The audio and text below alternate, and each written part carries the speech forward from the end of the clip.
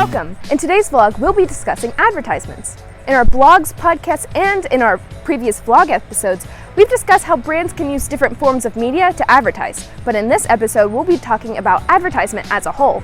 But before we get into that, let's talk about why advertisements are important. The main goal with advertisements is to make your product or brand known. You can have amazing products, but if no one knows about them, how will they know they need it?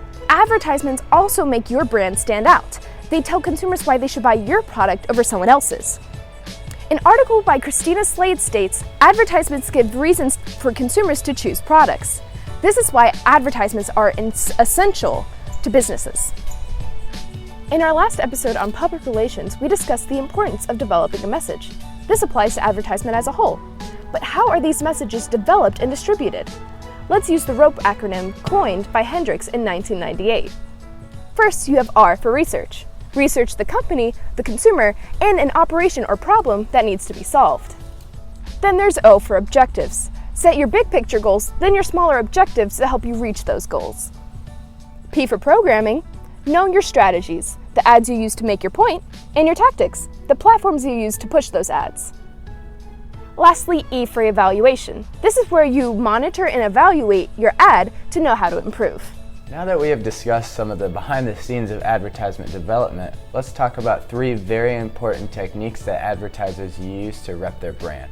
The first is they make their audience believe that they need that product. If you are able to convince your audience that they cannot live with without the product that you are selling, then you're going to be able to sell a lot more. The second technique that advertisers use is to hire a celebrity or athlete to rep their brand. Shoe companies such as New Balance, Nike, and Under Armour do this with famous celebrities like Billie Eilish, Dwayne Johnson, Steph Curry, and LeBron James. The final technique is to make your advertisement memorable. This could be by using a simple catchphrase, Black that smiles back, goldfish. Doing something funny, What are you wearing, Jake from State Farm? Khakis. or even using a mascot.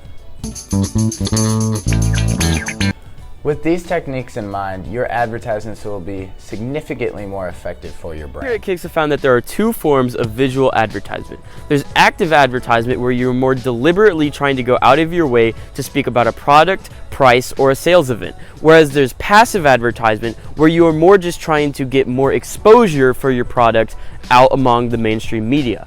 Both of these forms of advertisement have their own benefits. With active advertisement, you're able to bring more awareness to a product or a message that your brand may have. However, with passive advertisement, you are able to set your product in an environment where consumers will want to see your product more and may want to purchase your product.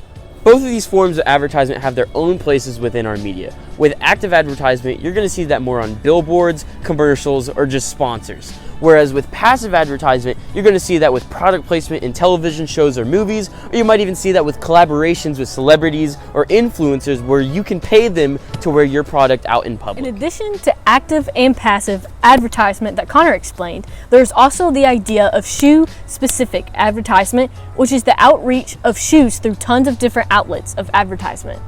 The best outlets of media for advertising shoes are movies, TV shows, magazines, and social media. Some movie examples would be Space Jam and Michael Jordan, which you can learn more about in our podcast about shoe industry and film. A TV example would be Nike, Converse, and Vans in Stranger Things on Netflix. A magazine example would be the magazine Sneakers, which shows examples of cool shoes and new shoe arrivals out there in the world. Lastly, social media displays shoes all the time, whether it be posts, reels, or just on the Insta shops. Another requirement for shoes in advertisement is that they need to be visual. People buy shoes based on what they look like, whether it be on display or showed on a commercial, on a poster at the shoe store. The best example in the shoe industry is Nike. Nike has the biggest form of advertisement with their slogan, their logo, and their shoes in general, because they're the most recognizable shoe. Well, that sums up our video. In summary, we went over the topic of advertisements and the different techniques and behind the scenes of advertisements and how these advertisements correlate with the shoe industry. Speaking of advertisements, I'll throw this one out there. If you are interested in more shoe-related topics, check out Kix's website, just in the description below. Thanks again for watching, everyone. Tune in next time where we discuss the freedoms of media within the United States of America. For now, peace out.